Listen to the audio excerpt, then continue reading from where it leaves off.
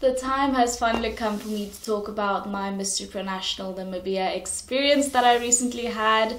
I've been talking for weeks about the fact that I was going to be traveling up north to the capital city of Namibia, where I would be attending Miss Supranational Namibia 2023, which has been the highlight of my calendar since 2020. I was super excited to see everybody. Obviously, we knew that Lalela was going to be there, Chanique was going to be there, and obviously from behind the scenes, I was very excited to see the entire Miss Supranational team, including Andre, of course, and Gerhard, who was also there, and then also the Miss Supranational Namibia team. The contestants for Miss Supranational Namibia this year were absolutely fantastic, and overall, being there in person, I really very much did enjoy the entire experience as usual. But I know a lot of you guys aren't able to make these things in person a lot of the time. Not only do you maybe live in other countries, but also Namibia itself is a very large country, and traveling is not always the easiest feat in Namibia itself. And for that reason, when I came home from all of this, I immediately went on One Africa, where the show was streaming from, and I rewatched the entire show, as I would if I were a at-home viewer watching the show. And I must say, it's not the same at all. And I was actually very disappointed by the online experience watching it like that, because it didn't have the same vibes, so to speak. So first of all, I'm going to speak about my experience being there in person, and then we're going to head over to, you know, some criticisms I had of the evening, very much to do with One Africa and the way that they decided to film all of this and broadcast all of this. But also some things pertaining to this stage, routine, choreography, etc. So first of all, I'd actually gone to Safari on the Friday in order to do some lunch and maybe spot some of the contestants. You know, it was a day before the pageant, so I just sort of assumed that obviously some people were probably going to be there. I was probably going to see something or someone at least whilst having a lovely lunch at Safari. I hadn't checked in yet at that point. And so on my way out, having met some of the contestants and things, they were all lovely. I met up with the Miss Supranational Namibia National Director. He then was so kind as to take me behind the scenes. The girls were having interviews and stuff, and then, you know, in the middle of interviews, while there was a little break, he took me in to meet with Andre and Lalela and Chanique, and this is where I saw Lalela for the first time.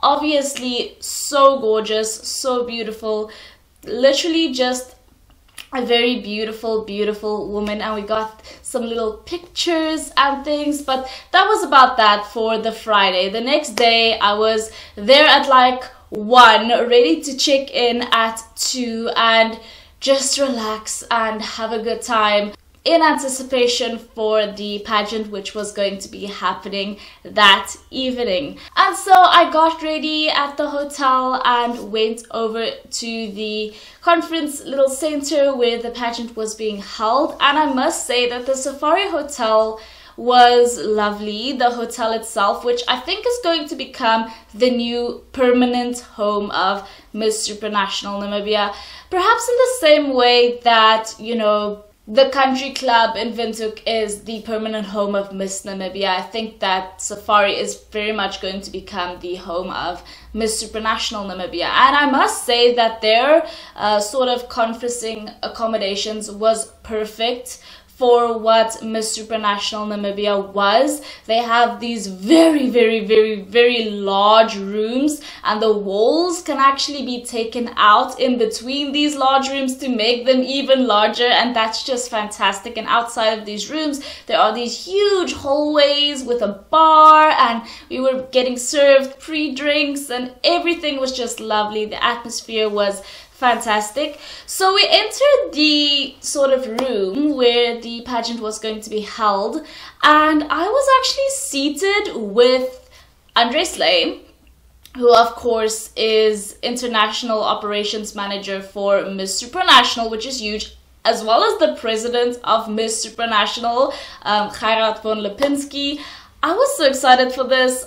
So they were on my right. On my left, we had Julita and Jean-Louis, who of course was Mr. and Miss Supranational Namibia 2023. And then of course at the judging table was seated Lalela, Shani, the usual bunch, Willem as well, who is of course the national director for Miss Supranational. So I was so shocked and surprised as to the amazing seating that I was gifted, and it was just an amazing experience. Like I said, this is why afterwards I went and came home and watched from the at-home audience's perspective, because obviously my perspective was just out of the books because of where I was seated, how I was treated. So obviously, personally, no complaints whatsoever. But then I did come home and watch like what you guys were watching, and I did get a few DMs being like, you know, complaints. Now for the show itself, actually, and this was a criticism that I had both in real life and that I heard much about online, and that I also had while watching the pageant at home afterwards, and this was the, you know, lighting. They had, like I said before, they had the pageant in this huge conference room, ballroom, and they kept on all of the lights, and this to me I think was a mistake. I do, however, think that it was the One Africa people in particular probably who advocated for the lights being kept on, just you know, to make lighting easier for the guys moving to see where they were actually stepping and going. But I do think that it takes away from the sort of pageanty party atmosphere, because it sort of feels like you're at church. You know, when there's too much lights, it doesn't feel the same, and it lights up the room too much. And I think there was one instance where Lalela was being told to, you know, do her famous walk on the Miss Supranational stage, and as she was walking and the camera was following her, you can actually see the emergency exit in the background. You can see where those black curtains that were hanging behind the stage, you can see where they were ending sort of in the background, and then it's this, you know, sort of beigey type of wall, and it just having so much lighting took away from the sort of pageantry feel. And this is a criticism towards the One Africa people, because the Miss Supranational Namibia pageant, they don't have their own production team in order to produce this pageant for television and filming and stuff. So they partnered up with One Africa Television, which is a television network, in order to do filming, lighting even. I think the One Africa team were very much involved in that also. And when it comes to production, my criticism is very much going towards the One Africa team and not necessarily Miss Supranational Namibia. And the reason why I am going to be a bit lenient on the One Africa team actually is because this is sort of their first time filming a pageant, and they clearly, you know, they need to start learning what filming a pageant is like, because when it comes to lighting and stuff, there are certain expectations in pageantry. You know, the light has to be dimmed somewhat, and then we have to have some really strong lights in order to get the vibes, you know what I mean? But then also the camera work itself, guys. I am so sick of watching Namibian pageantry and having this huge, wide, amateurish angle in Namibian pageantry production. Like, what is the purpose of having this wide angle of the stage? You can barely see the hosts, and they keep reverting back to that one angle. instead of having very dynamic camera work, they did have some dynamic camera work at one point. I think during, was it swimsuit or was it gown? Well, they tried, but the truth is, I just don't think that the One Africa team really has a grip yet on what type of camera work is required when filming a pageant like Miss Supranational Namibia.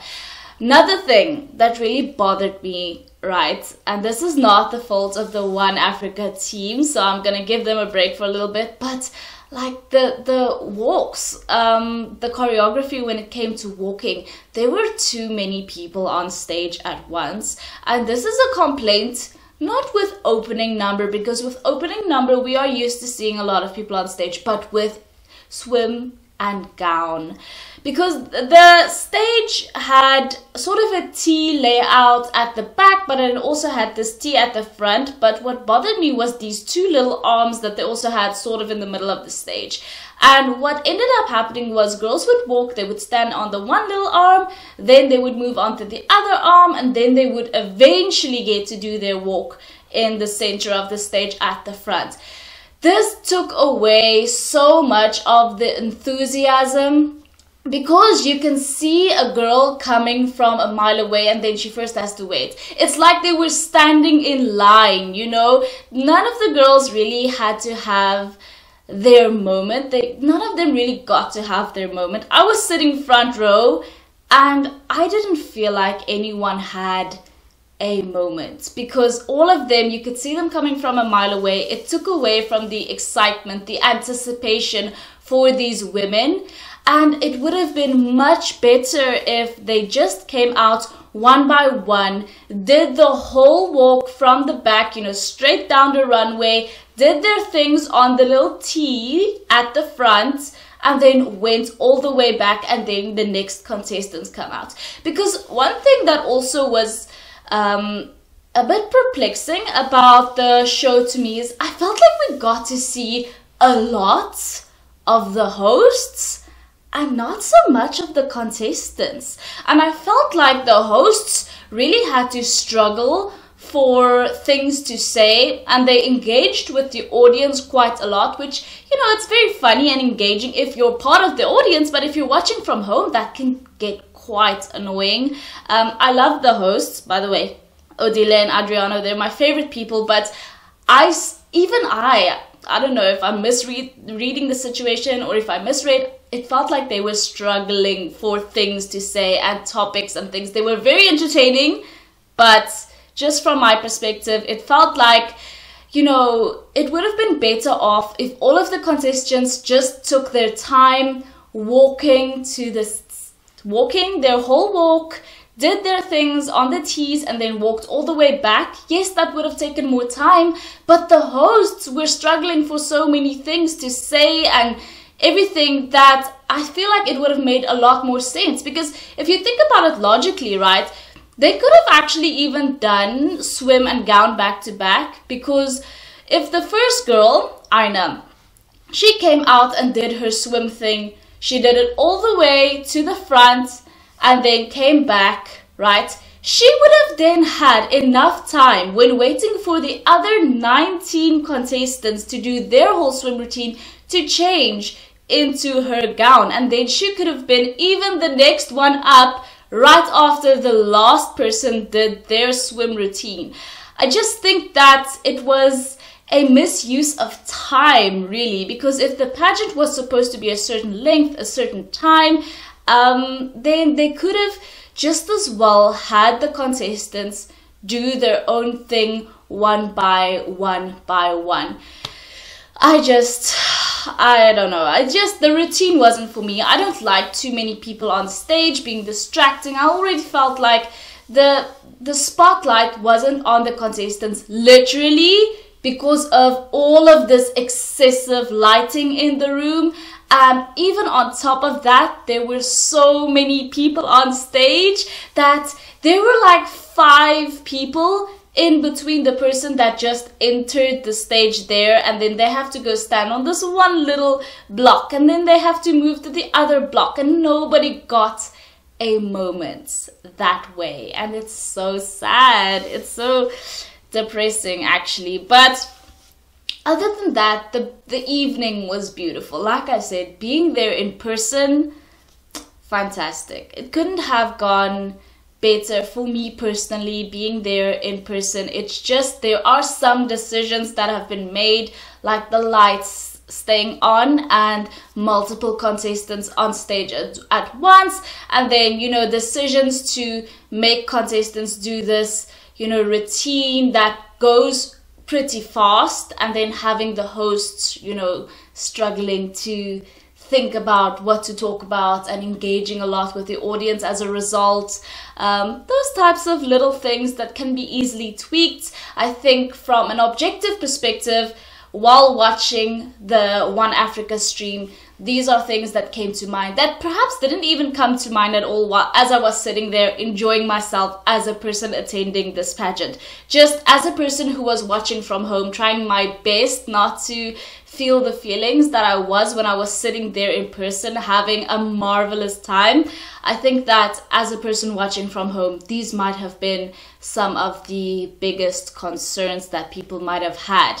Other than that, One Africa, oh my goodness, I don't know on whose Wi-Fi they were, if it was somebody's mobile hotspot that they were streaming on, but the beginning of the stream was so rough. Like, they had to cut the stream and put on this message a lot of times, like more than a handful of times, which is just crazy to me from a national TV network. I think it might have been like the stream aspect. I don't know if it was this way if you had watched on DSTV or whatever, but just watching the stream on their official website, this is what happened.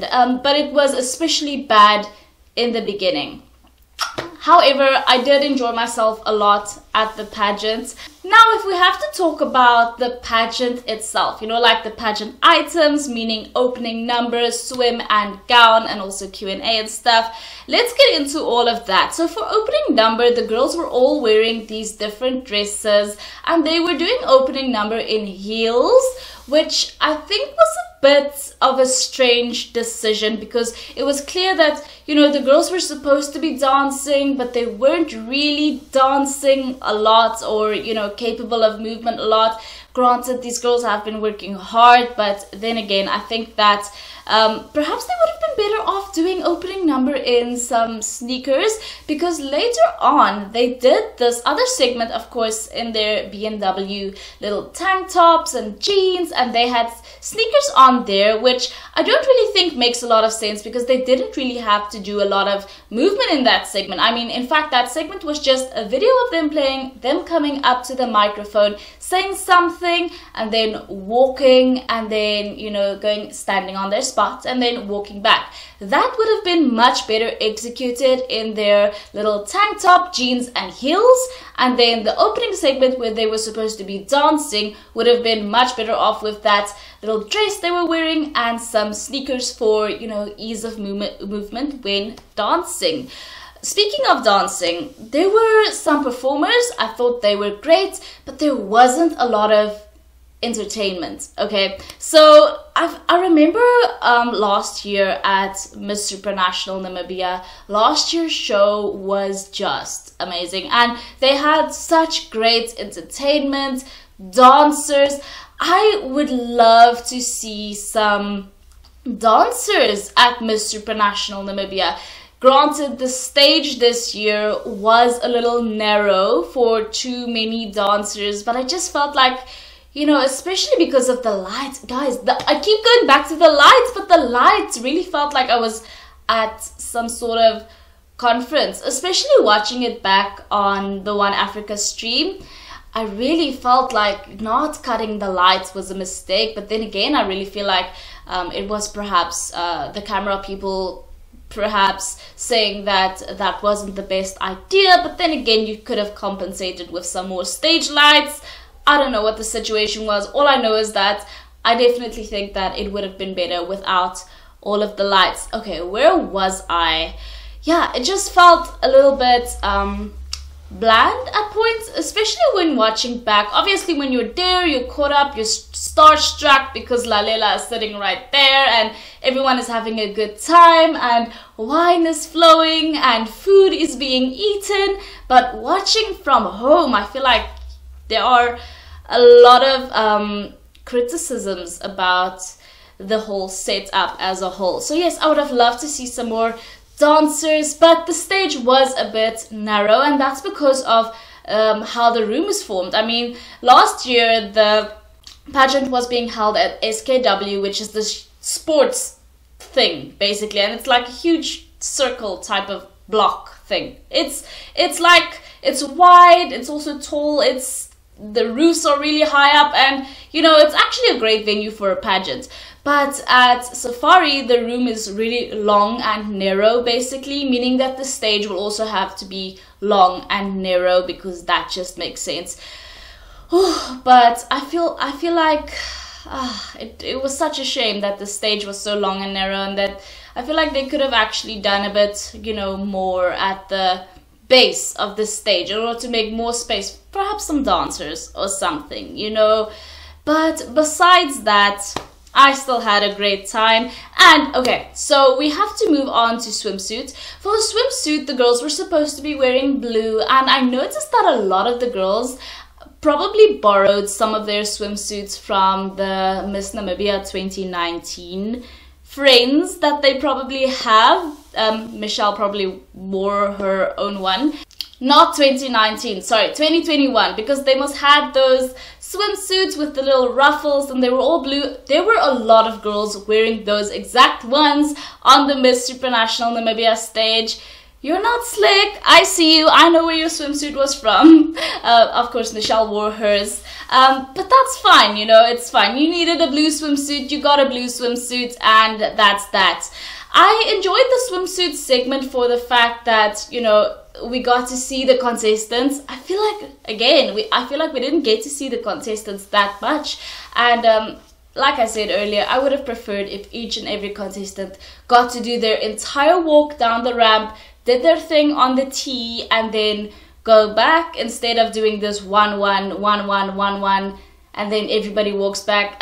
It wasn't for me. I don't like seeing so many people on stage at once, because then it also creates the dilemma, who does the camera people focus on, because One Africa isn't well equipped in filming beauty pageants, especially ones on national levels like Miss Supranational Namibia. And so I did realize also that the camera crew were also struggling for who to focus on with the cameras.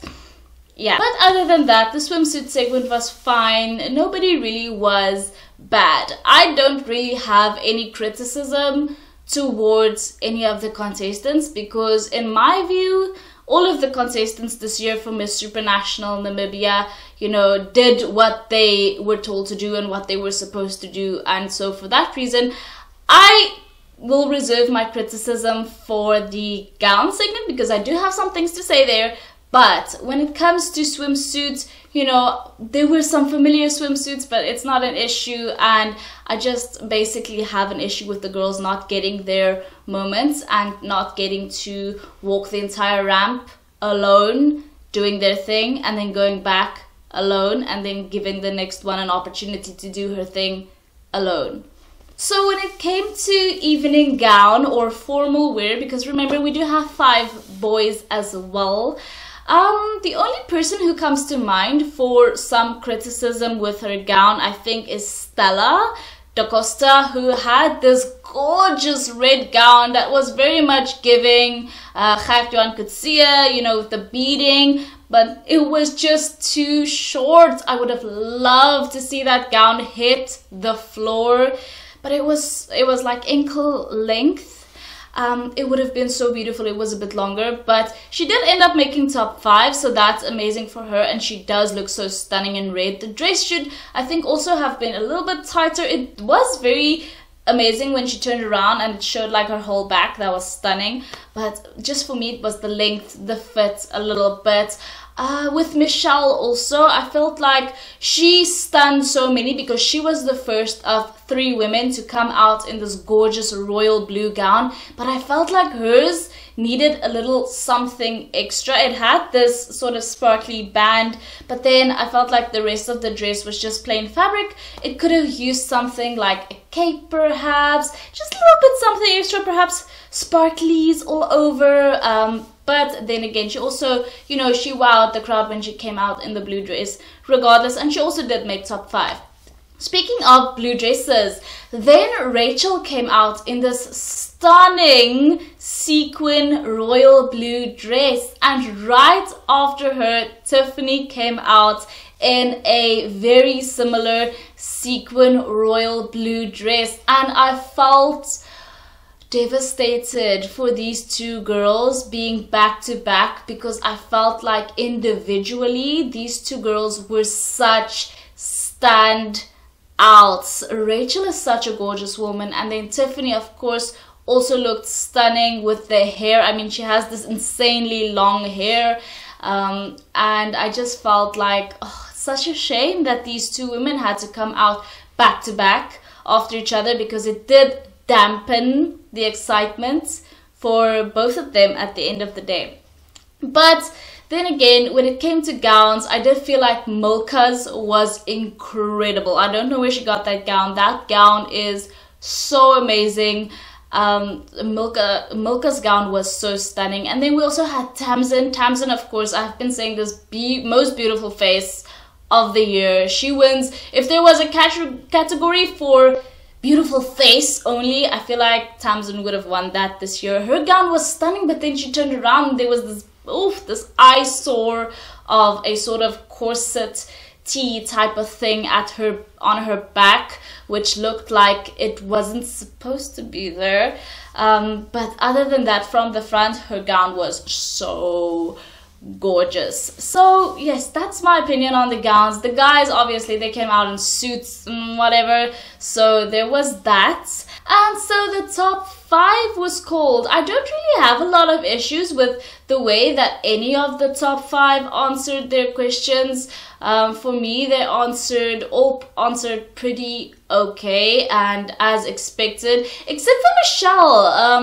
Michelle actually, during her video segment, during the BMW sort of tank top and jeans segment, in her video she said that my head was made for this crown, my feet were made for this platform, yes, and my hands are made to serve, or my hands are ready to serve, whatever, you get the point.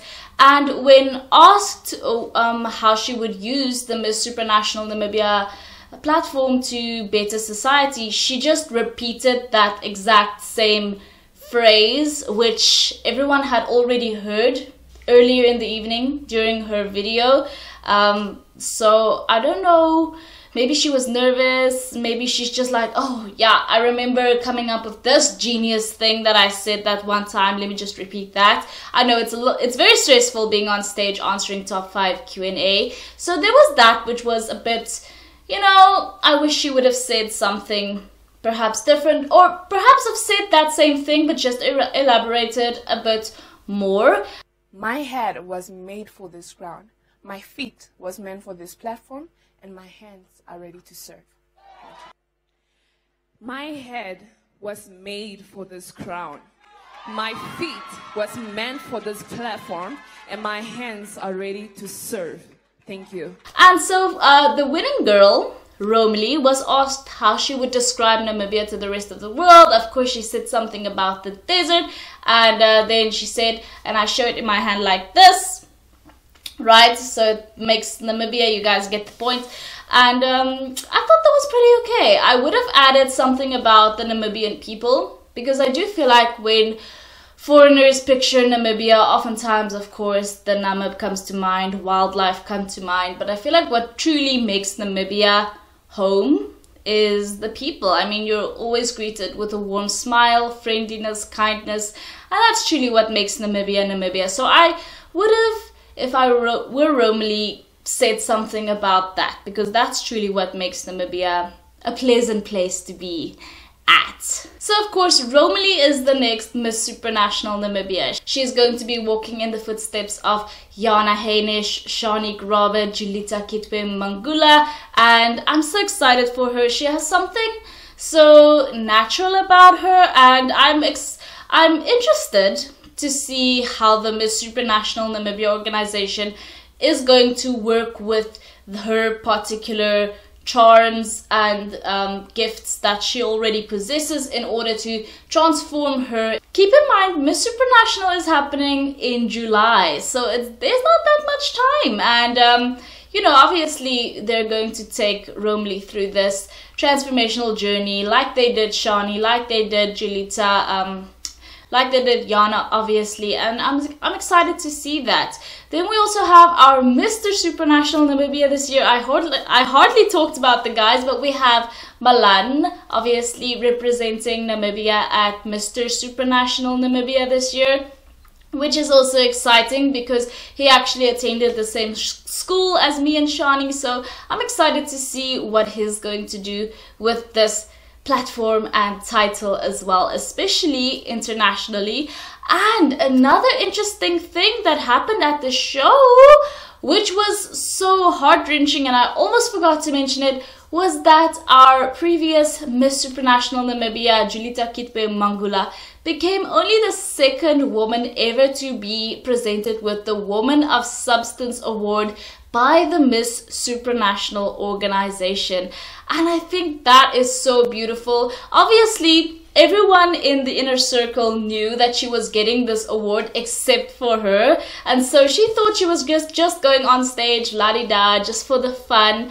And then this video started playing of Gerhard and Andre talking about, you know, from the ground up and a woman of substance and somebody doing stuff for their community, and Julita started crying, and people didn't see this on camera at One Africa if you watched the stream, because obviously they were just showing the video the whole time, but when you were there the video was playing like on the monitor and you could see Julita going like this from behind and just bawling. And at that moment I started crying, and it was so funny because Safari actually, when setting the tables, they used these huge napkins, and I had to grab a napkin in order to wipe my tears, and now I have to sort of unravel this napkin, and it ended up being so long, and I used the little edge and this whole thing is just hanging here. So funny. But yeah, that was a beautiful moment. I always cry. I never not cry when attending or watching any pageant ever. It just happens sometimes, okay? And then besides that, we actually had Willem, the national director for Miss Supranational Namibia, talking about From the Ground Up Namibia, which is going to be supporting contestants' projects and, you know, basically serving Namibia, which I think is so beautiful because there isn't really any other national pageant in Namibia who is doing this so openly and is actually pledging and saying, listen, this is something that we're going to do and commit to, and, you know, basically just prompting everyone to hold them accountable and look for the changes that they are making, because there's no other pageant in Namibia that is so fiercely devoted to making a change in Namibia. And that's what I love about the Miss Supranational Namibia organization. Yes, the One Africa team do need some practice and some help in learning how they are going to go about filming this pageant every year in the best way possible, and that's going to take some time and practice, unfortunately. And then obviously when it comes to the way that the contestants walk and get their moments, there are some things that I would have rather had happen. Like I said, having each contestant coming out one by one to me is a far superior thing to do, far superior, you know, sort of way to have contestants walking. But again, that's just me. I love the hosts also. Like I said, it did feel like I was seeing them a lot and that they were struggling for things to say. But then again, they were funny, they were charming, they were charismatic at least, and there were no awkward moments. I do feel like Adriano and Odile, they have some great chemistry and were so funny. So yeah, I just feel like to make the hosts' lives easier, I feel like the contestants could have just gone out one by one in order to use up that time that had to be used up anyway by the hosts. You know, interacting with the crowds a lot, having to come up with things to say, etc, etc, etc. Anyway guys, so that was my experience at Miss Supranational Namibia this year.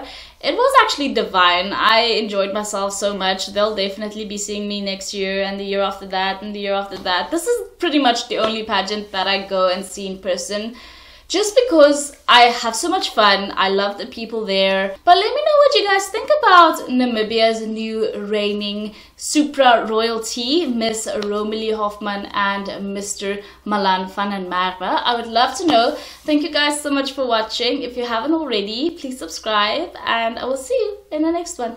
Bye!